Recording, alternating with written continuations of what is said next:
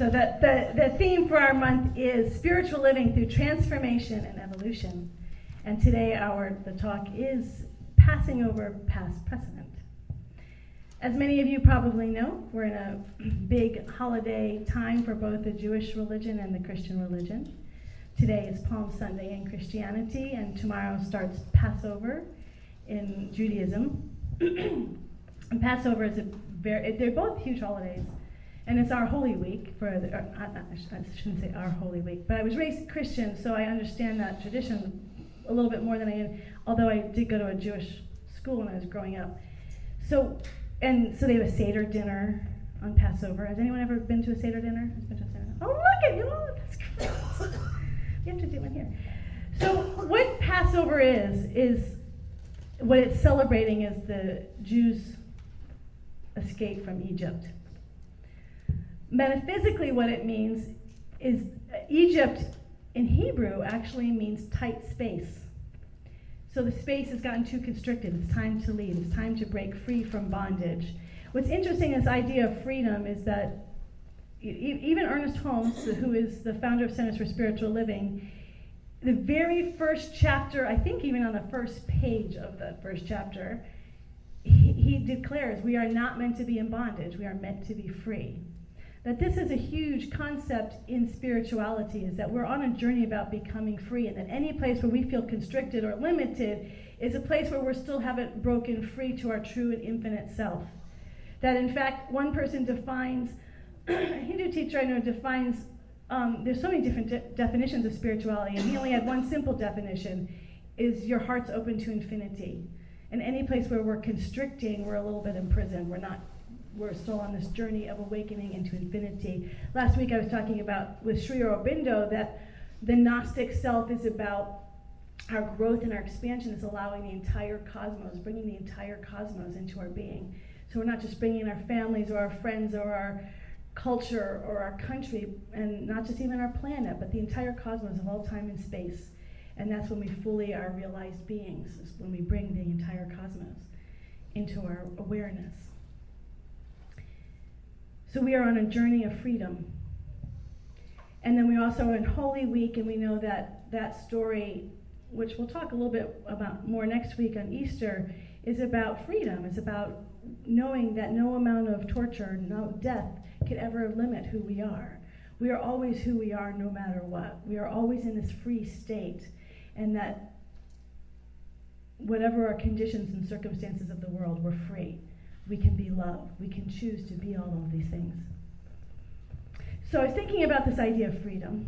And then the talk today is passing over past precedent. So in New Thought, we are under an umbrella, Centers for Spiritual Living, Unity. There's many different New Thought churches. And the idea of New Thought is that there is this infinite love intelligence that is the source of all life all of the time, and that it is always becoming itself new in every moment.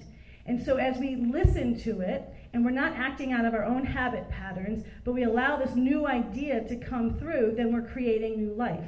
And the idea is that it's never limited by past precedent, because spirit includes, so there's this idea you may have heard of called transcend and include. It includes all the past, but it's never limited by that. It always is completely free in every moment. Spirit is free. We are about becoming free. So it's not hindered by past mistakes, by past limitations, by past karma, whatever your own tradition is around what role your past plays, your habit patterns, your propensities for being. All of those spirit is free of. So the moment we open to spirit, we're open to something that's completely free from a past identity. And so we're allowed freedom in every single moment. And so that's where we say there's no past precedent in New Thought. So this is the idea of passing over past precedent.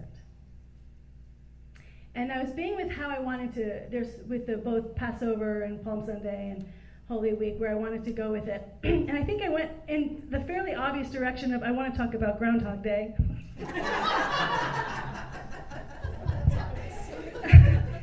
Clearly that was the next step.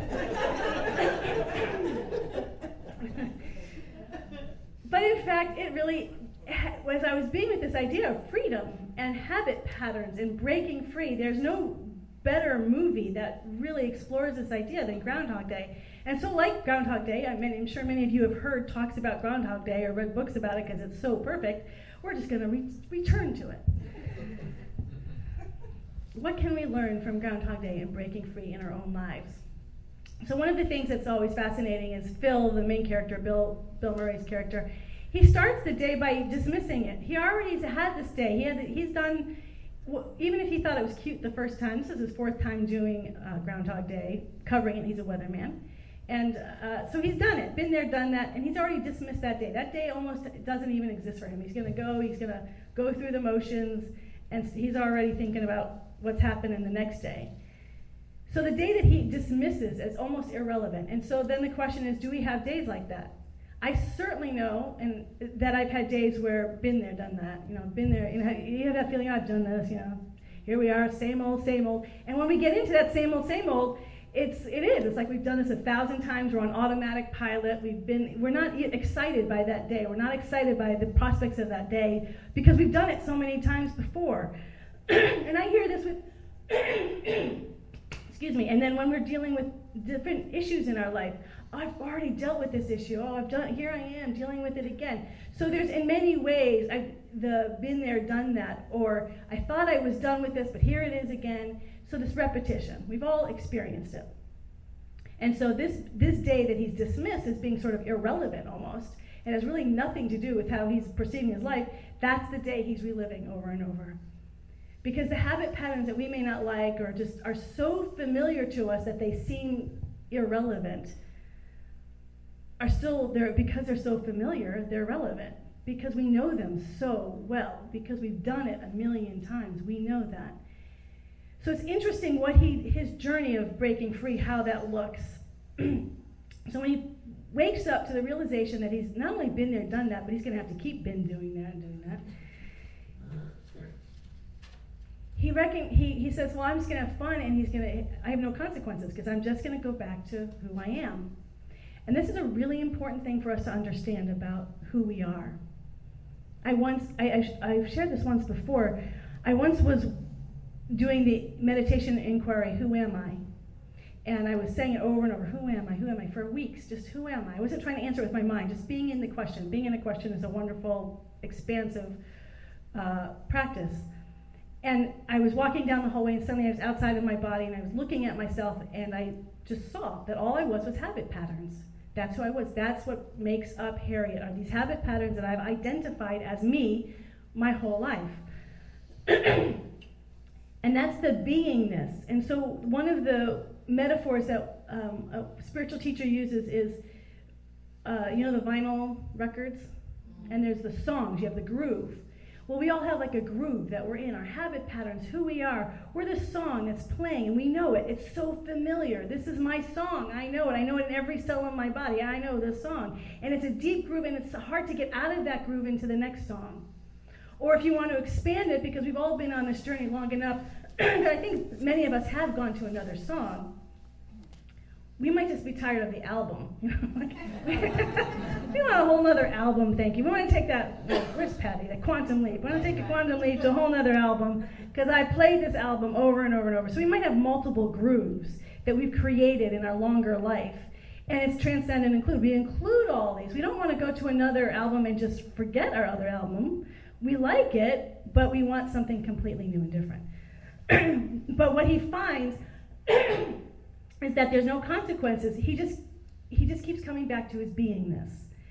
Habit patterns is a beingness. It's who we are. It's how we identify.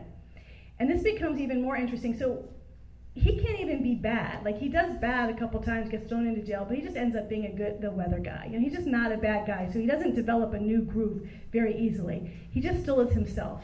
So we can screw up a lot. We can make a lot of mistakes, but we'll still be us, basically.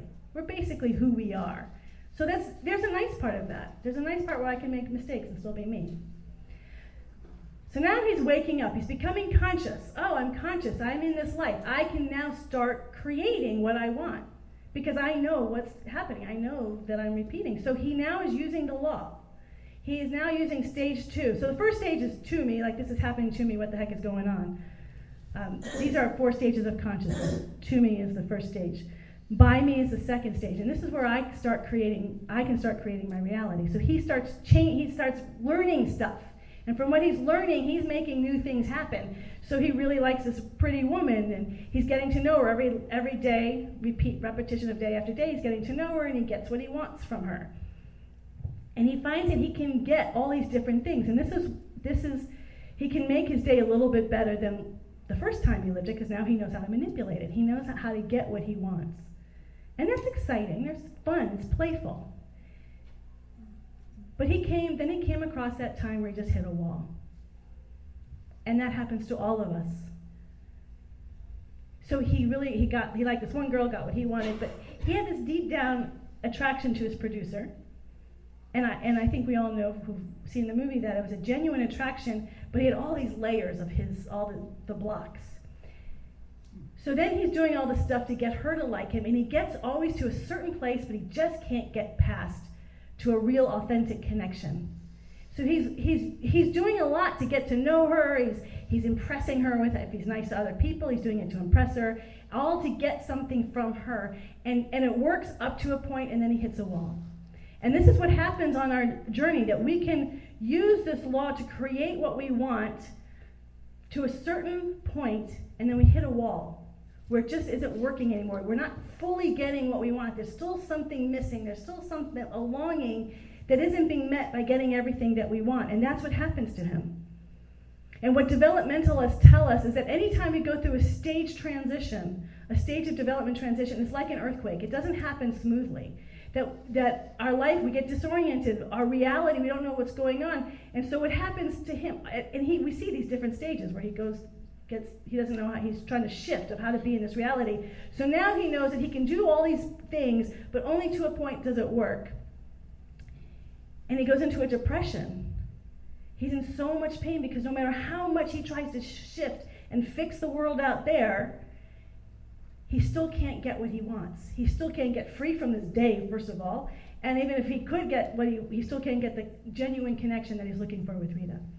So he gets to a place of such despondency, he wants to end the pain, the suffering, because he cannot break free. No matter what he does, he cannot break free, so he tries to take his life.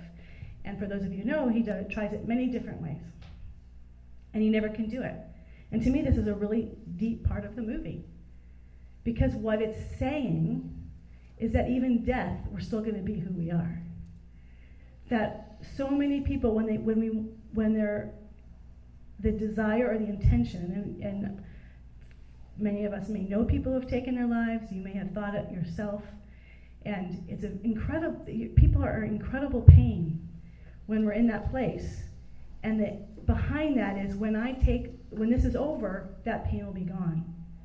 And yet every spiritual teacher says, no, you'll just have to deal with this on the other side of the veil. Or if you believe in reincarnation, you'll have to come back and work it out on this plane. That in fact, not even death can take us out of our groove, out of our patterns. And so when we're in Egypt and we're tight and we're constricted and we're trying to change everything, and we are, but it's still not changing anything, and we feel totally stuck. There's just not even death is going to change it. Not even death is going to take away the pain. What do we do then? What is our next choice? There's only one choice, which is the choice that he makes, which is to surrender. He has to give up trying to change everything. He has to stop fighting the world that he's in or trying to make it be the way he wants, because that works only to a point and it's still not getting what he wants. So he surrenders to his circumstance. This is all the process of change and breaking free. He surrenders, and in his surrender, he just gives himself to the world that he's in. He doesn't fight it. He starts giving of himself. And this is a huge change on our spiritual journeys. And not just on our human journeys, where we shift from always trying to get what we want, trying to make things happen, manifest things, to giving. That our main way of showing up is, what can I give? How can I make the world a better place? Who am I in this moment? And what can I share from who I am to make this moment a better moment? And so he starts giving to the people in his community, and he's learning as he goes. He's learning what they need. He's learning their needs and what he himself can bring to that need. And at the same time, he's developing his own self. He's taking piano lessons. He's learning the ice sculpture. He's reading books. He's suddenly, instead of fighting and trying to fix out there, he is becoming a new person. He is starting where he is, and just from where he is, he's growing. He's learning. He's giving himself to other people and to himself, day after day after day, until he gets to that point where he's with her. And he says it earlier in the movie. He says, "I love you." But when he was saying "I love you" before, it was to get something from her. This time when he was saying "I love you," it came from this incredibly authentic place that had been giving himself to his own growth and to other people. And it came from such an authentic place, she could only respond with authenticity herself. The layers were gone. He had given himself and he had changed, and that's when the new day begins.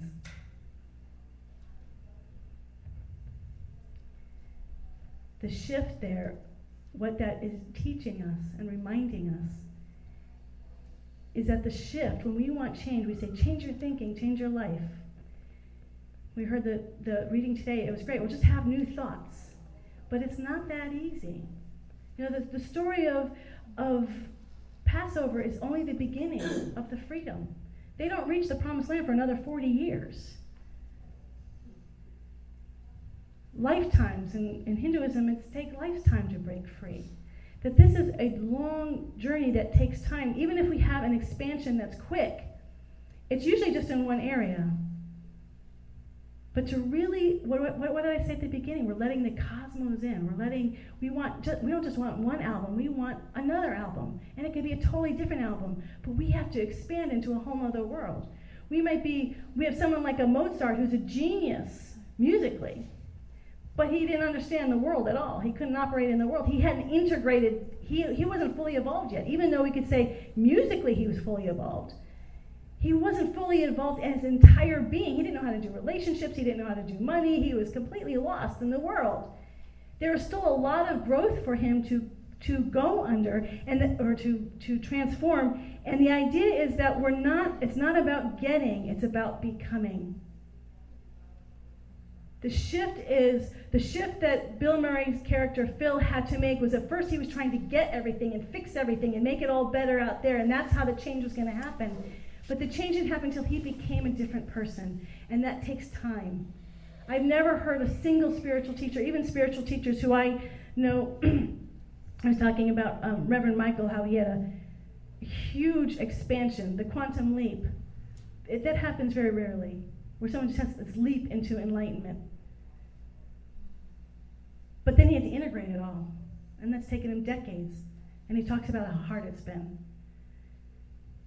The more we expand, the more we become, the more complex we become, we have to take in a lot more. So it takes time, and it's a beautiful journey of becoming. So the question we're asking ourselves this week as we're going through Passover and Holy Week is, do I know what I'm becoming? Well, let me just say this too. There are some of you who have done a lot of becoming already, and you just want to enjoy the new album. You're like, I've done that, I just want to enjoy the songs on this new album before I go jumping off to another album. So there is that time to just enjoy, that you've done a lot of work and you just want to integrate it and enjoy the flow and the music coming through your body and the melody and the songs. But then there becomes always, see, this is a continuous process. It's that space that was so open, and that new album that felt so good, and you're loving it and you're immersing yourself in all the songs, and you just, and eventually that becomes in Egypt. That space becomes too tight. It was once very expansive, but now it's becoming so familiar. This new album is now really familiar, and we're ready for a new expansion. So I don't want to assume that everybody's on this ready for a new album. You might be in a place of enjoying right where you are and celebrate it if that's where you are. But if there's this feeling of constriction, of tightness, of I've been in this one place, in this groove that I just can't get out of, we surrender into it. What can I give from this place? Rather than trying to change it out there, what can I give, and who am I to become? Who am I becoming? What do we have a vision? And this is how we participate in our own evolutionary growth, where we start seeing, do I see where I want to go? And that's this process of, sometimes it's visioning, it's being in the question. Do I see where I want to go? Do I see what this next album is? Because we may not even know what the next album is. But once you get a sense of what that next album is, where that place is that you want to leap to, then the question to ask is, who do I need to become to have this new album? What Phil, this character, had to do is he had to become a different person. And the way he could have co-created that process in a very conscious way, and in some way, it's not on the film, but he had to have asked, who do I need to become? Who do I need? I can't fight, I can't kill this pattern, I can't force it, I can't change it, I surrender into it. Who do I need to become within the pattern that I am now? So right where your life is now, where this habit pattern, this place that you might want to change, rather than fighting it or trying to fix it or get a new, you don't like your job, you want a new job. You don't like your relationship, you want a new relationship. Whatever, there's something you want to change. Before you change the externals, ask yourself, right where you are in the job or the relationship or the situation that you want to change that you don't like, who do I need to become right here in my life, in this groove, in this habit pattern that I keep living over and over? Who do I need to become within that space? Because that's the place where the transformation happens. That's the place from which evolution happens, is starting where we are and becoming new within our own habit patterns. In this, been there, done that. Okay, I've been there, done that. Who am I to be now? Even though the situation, the circumstance is exactly what I've done 1,000 times before. Who am I to become? And then you get all resurrected like Jesus on Easter. What was it? What was that joke? Everyone knows a joke about the... oh, come on, you know it. About the cave, those...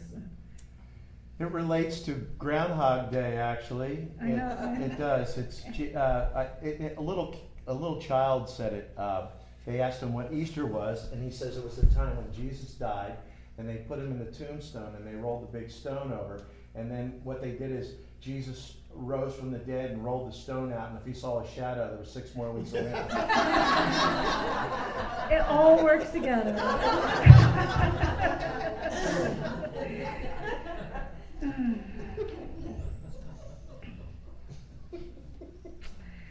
So do you have that in your head? Do you know what you want to become? And do you know who you have to become for that to happen? And the very last thing, sorry, I got a thing in my throat.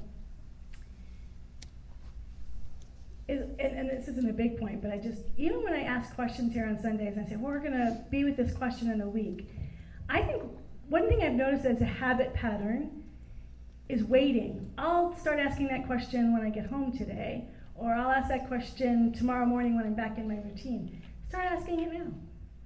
In this moment. We don't need to wait for our transformation. Who do I need to become right now? How can I give of myself more right now? How can I share my gifts right now? What can I do to more self-express myself right now, in this moment? Let's let the waiting go. Let the constant, it's sometime in the future. It's right now. Who am I to be right now? What can I give right now? How can I develop myself right now in this moment? I loved last night, Jess came here to practice with Jeff. It was such a great moment. I'm sorry. It was just this great moment. She said, so which Sunday am I singing? And it was like, in the moment, tomorrow. I thought it was way down in the future. No, it's tomorrow. Right now. That's where the freedom is always in the right now. The power of now, which we all know from Eckhart Tolle. The power of now. Who can I be now? Even though this is all so familiar, we all do this. Who can I be today? What is being called for? You all with me here? Are you asking yourself that question right now? You're totally ignoring me because you're asking yourself that question? Good. Being inward. All right.